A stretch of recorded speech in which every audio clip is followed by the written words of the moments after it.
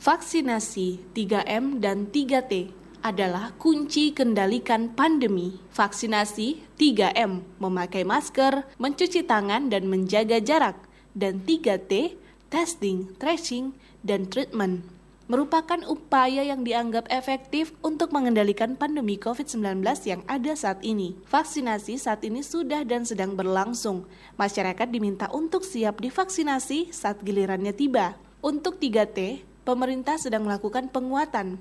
Untuk treatment, peningkatan kapasitas terus dilakukan. Sedangkan untuk testing, pemerintah meningkatkan tes di seluruh wilayah di Indonesia dengan tujuan untuk membantu secara cepat mendeteksi penularan, dan dengan begitu, pemerintah bisa dengan cepat menelusuri kontak-kontak pasien. Untuk tracing atau penularan kontak, peran masyarakat juga sangat dibutuhkan. Masyarakat diminta mengingat siapa saja yang pernah kontak dengan dirinya. Keterbukaan masyarakat juga diperlukan saat pernah melakukan kontak dengan pasien positif, sehingga mau melakukan tes. 3M dan 3T saling berhubungan dan berkesinambungan. Maka, masyarakat tetap harus mengikuti protokol 3M, jangan sampai kendor. Dengan menerapkan protokol kesehatan secara disiplin, mencegah diri kita tertular dan menulari orang-orang yang kita sayangi. Untuk lebih mengefektifkan 3T dan 3M, saat ini pemerintah mencanangkan PPKM Mikro. Dalam penerapannya, PPKM Mikro membatasi kapasitas kegiatan kantor, rumah makan, dan tempat ibadah hingga 50%. Untuk kegiatan sekolah dilakukan secara online. Lalu wilayah desa kelurahan wajib mendirikan posko yang terdiri dari beberapa unsur masyarakat. Posko penanganan COVID-19 memiliki 4 aspek penting. Aspek pencegahan, sosialisasi, penerapan 3M, serta pembatasan mobilitas. Aspek penanganan, mengimplementasikan 3T hingga penanganan dampak ekonomi lewat bantuan langsung tunai atau BLT desa. Aspek pembinaan, upaya penegakan disiplin dan pemberian sanksi. Aspek pendukung, terdiri dari pencatatan dan pelaporan, dukungan komunikasi, serta logistik. Penerapan PPKM Mikro menerapkan kebijakan zonasi pengendalian wilayah hingga tingkat RT. Zonasi hijau tidak ada kasus positif. Zona kuning jika ada 1-5 rumah yang terdapat kasus positif. Zona oranye jika ada 6-10 rumah yang terdapat kasus positif. Dan zona merah bila lebih dari 10 rumah yang terdapat kasus positif.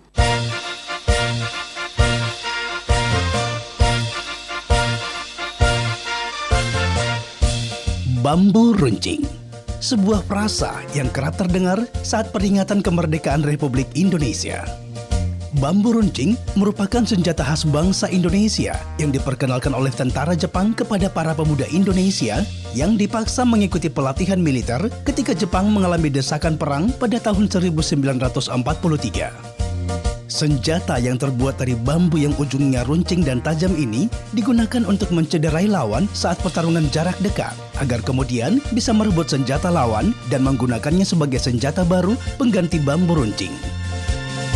Berangkat dari kekurangan alat perang, dengan semangat dan kegigihan, para pejuang kemerdekaan pun menjadikan bambu runcing sebagai senjata alternatif yang dianggap murah dan bersifat massal untuk mengusir kolonialis Belanda yang notabene-nya memiliki persenjataan yang lebih canggih. Bagi bangsa Indonesia, bambu runcing adalah lambang keberanian dan pengorbanan dalam meraih kemerdekaan.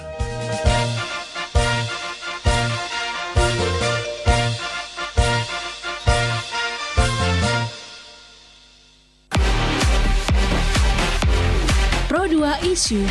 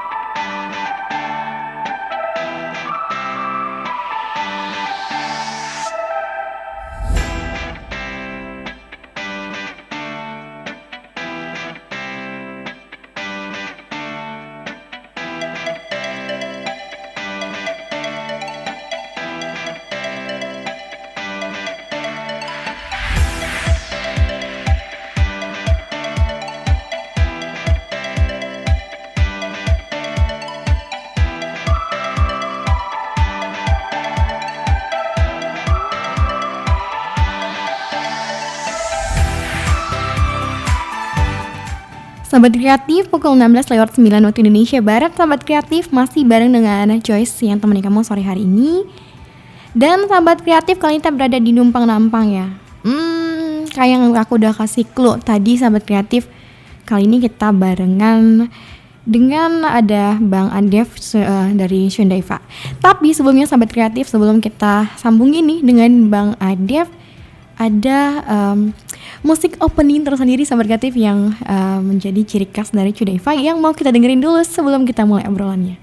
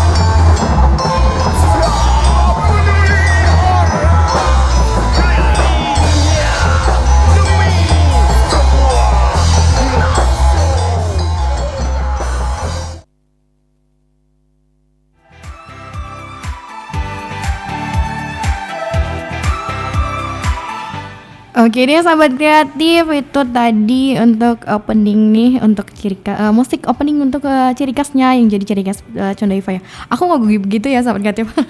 Oke deh sahabat kreatif, langsung aja kita sambungin nih, ada Bang Adev. Halo Bang Adev. Halo. Halo Bang Adev. Wah, kayak jaringan gak bagus nih sahabat kreatif. Halo. Halo Bang Adev. Oke, kita coba lagi nih sahabat kreatif.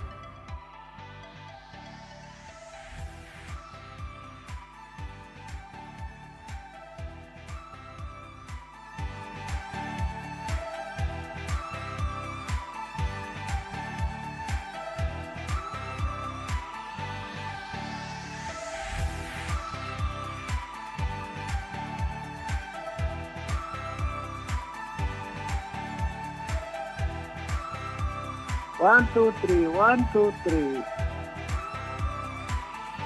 Cek. Oke, tes. Halo Bang Adev. Halo. Oke, akhirnya nyambung juga nih. Aduh. Oke, selamat sore Bang Adev. Selamat sore, Reri Sipoga. Oke, apa kabar nih Bang Adev?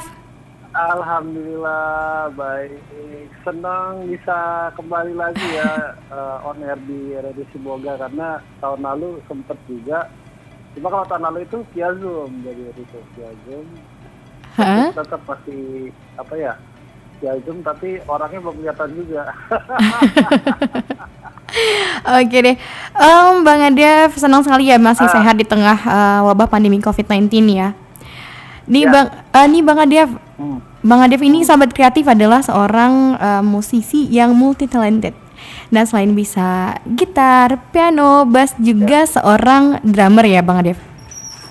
Ya bisa keraih cewek juga sih. itu mah bonus ya Bang ya. Ya Okay. Anak band tau lah ya kan. Iya sih, anak band sering banget dikaitkan dengan cewek. Wah, parah. Oke nih Bang Adev, ya. Banyak yang waktu aku posting nih di flyer nih Bang Adev. Ya. Jadi ada Shundaiva konspirasi, ya, terus bener. ada foto di flyer. Nah orang bilang gini, numpang-numpang besok mau bahas tentang hantu ya gitu. aku kok hantu sih gitu. Dinyali. Kok hantu sih? Iya, coba lihat foto flyernya. Aku masa asal ngepost gitu kan. Terus aku zoom nih Bang Adif kan. Aku zoom. Wah, ternyata emang parah. Fotonya emang serem, Bang. Terus namanya juga kenapa konspirasi ini? Kenapa namanya Cundaiva konspirasi, Bang? Oke, jadi asal jangan corona konspirasi aja. Oh, ini berat nih. Karena biasanya kan Bang, yang konspirasi itu kayaknya serem-serem gimana gitu ya kan? Ya, gini sih sebenarnya kalau diartiin dengan kenapa namanya Cundaiva konspirasi, pasti berkaitan dengan si Cundaivanya berkonspirasi gitu ya dengan beberapa musik. Cuma kadang-kadang kan orang melihat berkonspirasi itu, konspirasi itu jangan-jangan halnya negatif gitu, karena yang kita tahu kan konspirasi itu dipakai buat politik, buat menjatuhkan lawan, ya menjatuhkan sebuah negara gitu ya. Tadinya ada presiden bisa diinvasi gitu, maksudnya bisa dikonspirasi gitu. Jadi semua hal yang buruk ya, benar gitu. Statement buruk. Cuma kalau di sini gua berkonspirasinya dengan hal yang positif, misalnya kita kayak berkumpul, ya berdiskusi dan akhirnya melahirkan sebuah karya gitu. Oke, karena gimana agak menarik nih. Gimana Bang Arif? Aku bingung. Konspirasinya itu ya kita emang hal-hal yang bersifat namanya apa ya, maksudnya ingin menghibur ya, ingin entertain. Ingin maksudnya kasih perubahan lah buat musik Indonesia gitu, karena kan musik Indonesia ya udah ya yang ada ya itu aja, maksudnya gue pengen ada sedikit berwarna. Kenapa musiknya ada unsur etnik Indonesia ya gitu, kalau didengar itu ada, kalau tadi diputar tadi pertama kali itu ada versi Bali gitu, jadi itu jadi gue berkonspirasi dengan musisi di Bali gitu, dan nanti ada bakal banyak versi gitu, ada Minang, ada Dayak juga gitu. Oke, tapi karena Cundaiva konspirasi bukan Cundaiva collapse, jadi akhirnya ada banyak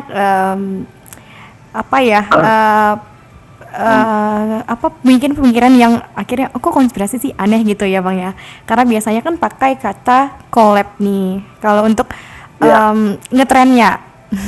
Istilah ngetrennya. Oke, ini semalam aku langsung pantengin nih Instagramnya Cundaiva. Gitu ngeliat foto, aku tuh langsung mikir gini, ini pasti aliran rock metal. Nah gitu.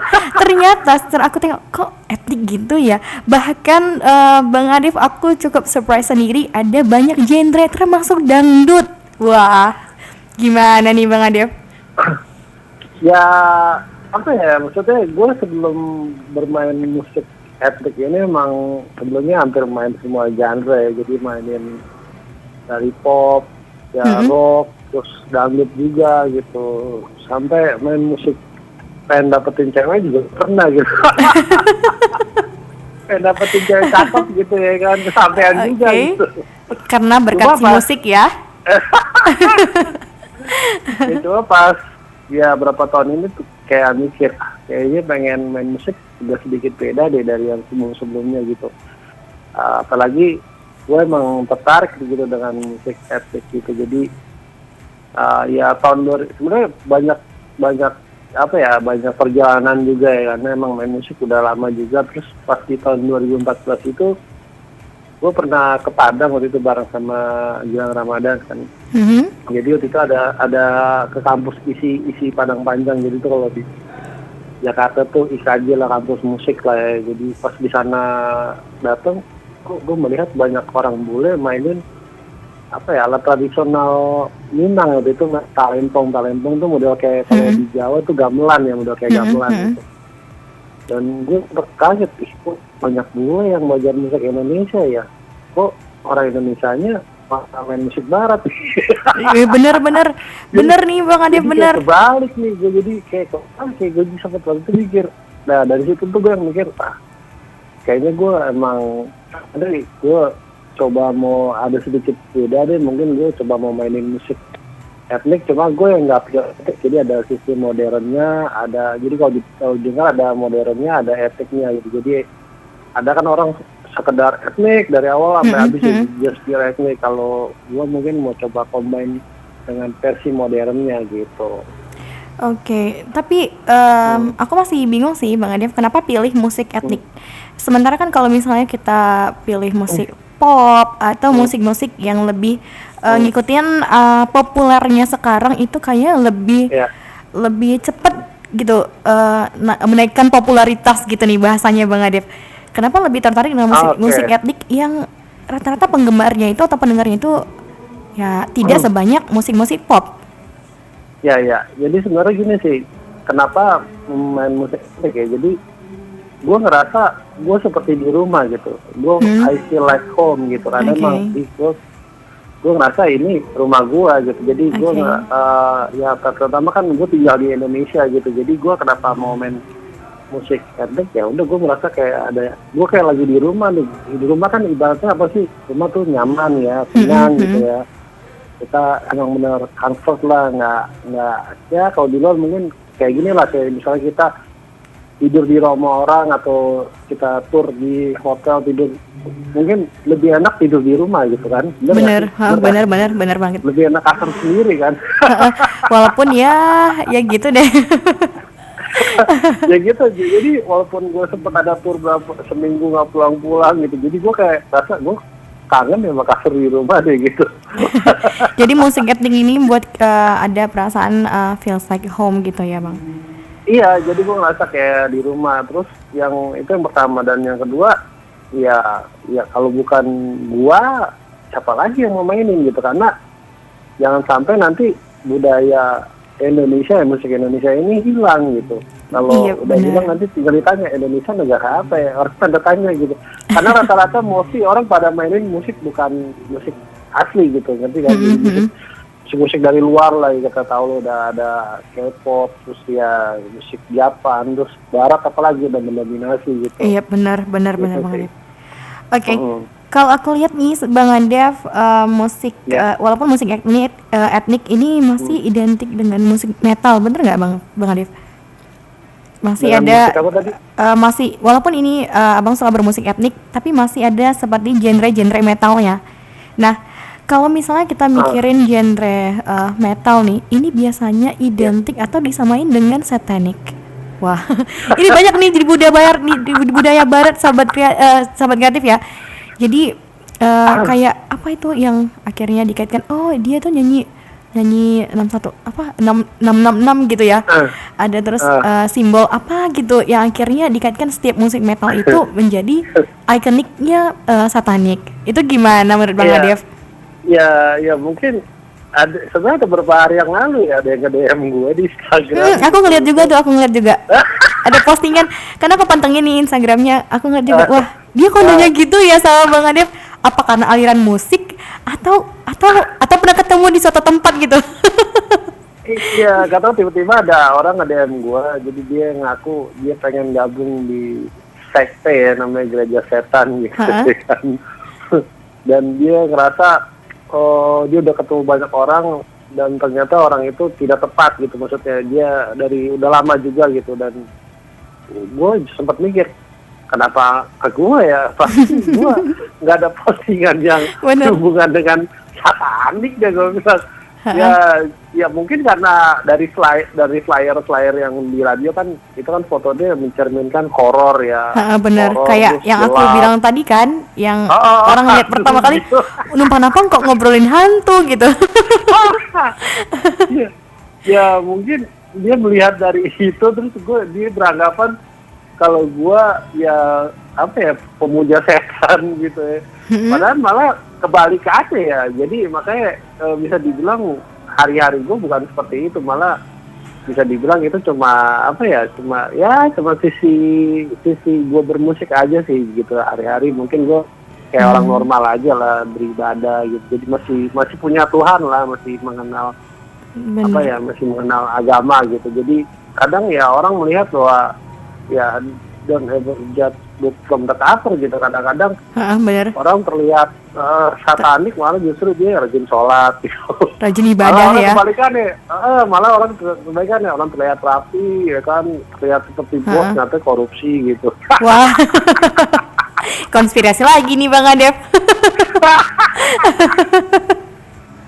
Oke, Bang Adep, ini Ya. kayaknya konsepnya musik ini mengarah ke Middle East ya, atau Timur Tengah gitu. Ya. Dan juga dicampur dimix dengan etnik Indonesia. Ada Ya. kesan tersendiri atau apa ya? Ada keinginan tersendiri Bang Adep, kenapa di-combine gitu? Pengen coba-coba suatu hal yang baru atau emang asik aja gitu? Ya ini sih sebenarnya problem juga gue dari berapa tahun lalu juga. Jadi gue kayak mikir gue pengen main drum ada sedikit beda deh, maksudnya karena emang yang udah kan gue selalu memainkan ritme-ritme barat gitu. Jadi gue ya belajar, karena gue emang dulu belajar drum, emang kita emang dikenal udah ritme barat ya, udah dikasih ritme barat, bisa ritme di tahun 30, 40 sampai ya sekarang ya gitu. Jadi mengenal semua ritme barat tuh emang udah ibaratnya udah pelajarin, karena kan gue juga ngajar ya, jadi gue udah tahu banget tentang ritme barat. Cuma pas gue mikir kayaknya gue pengen ada sesuatu yang beda deh. Kayak ya tadi gue bilang kan, gue main musik kayak pengen ada arahnya sedikit beda lah, nggak mau yang udah gue laluin gitu. Jadi ya makanya gue coba punya konsep, coba deh gue karena gini loh, maksudnya kalau Middle East mungkin ya bisa dibilang etnik ya, tradisional ya, dan kalau mungkin gue gabung sama etnik Indonesia mungkin bisa jadi ini sebuah apa ya, sebuah musik baru buat gue gitu, buat yang udah ada gitu, karena orang berpikir ya udah main musik aja gitu. Jadi ya memang sih gue punya idola, cuma gue yang nggak yang sepenuhnya yang ngikutin, wah idola gue main gini gue harus gitu, enggak sih. Jadi makanya jadi balik lagi kayak berpikir terus gitu dalam bermusik, kayaknya udahlah mau coba sebuah yang baru nih, sesuatu yang baru gitu. Jadi ya hopefully sih mudah-mudahan ya karya gue ini didengar gitu sama pemerintah gitu, dan pemerintah mendukung. Wah ada loh orang Indonesia mau mainin musik Indonesia gitu, dengan mengcombine dengan beberapa genre gitu musiknya. Jadi ada masukin unsur-unsur apa gitu. Jadi ya gitu sih. Jadi emang ada berpikir bahwa udahlah emang harus berubah gitu, walaupun mungkin ya udah emang ini harus berubah gitu. Kalau kan nanti ya bos ya tetap gini aja gitu, maksudnya. Udah. Jadi gue pengen ada perbedaan aja sih di antara teman-teman yang lain gitu. Bener, karena kita makin gampang menemukan sisi unik kalau misalnya ada perbedaan, bener nggak sih Bang Adep? Iya, karena buat gue berbeda itu indah sih. Jangan ngerasa kalau lu berbeda tuh semua ngerasa kok gue jadi underestimate gitu ya? Sih. Wah, malah nggak apa-apa. Jadi berbeda itu buat gue nggak masalah gitu. Jadi walaupun ada teman-teman yang mau mainin musik ya yang lain, ya udah gue sih udahlah, gue cukup aja gitu. Jadi gue pengen sekarang ada sesuatu yang baru lah gitu, buat apa ya, buat dunia gue juga gitu. Oke.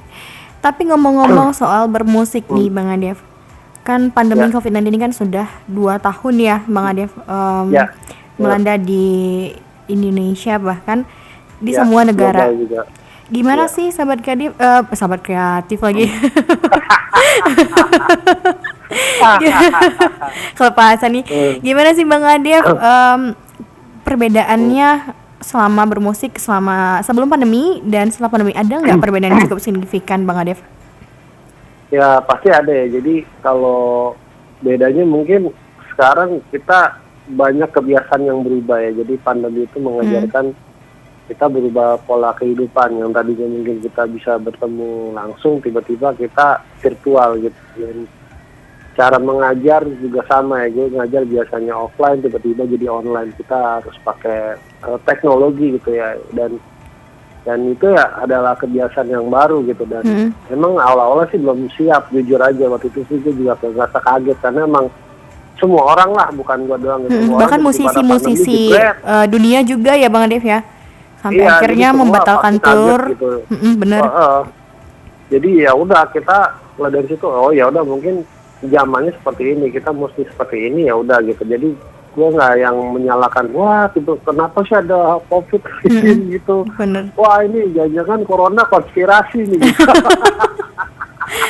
Karena banyak loh Ya. anggapan-anggapan yang kayak gitu, Bang. Iya, Corona atau itu banyak orang yang nggak real gitu ya. Itu cuma konspirasi gitu. Iya, banyak ada yang nggak percaya lah kalau itu ada COVID gitu. Ada ini ya, corona tuh dibikin konspirasi, jadi semua bisa global gitu. Ada yang bener. buat gitu kan, jadi seakan-akan ini virusnya ada yang buat gitu, macam-macam.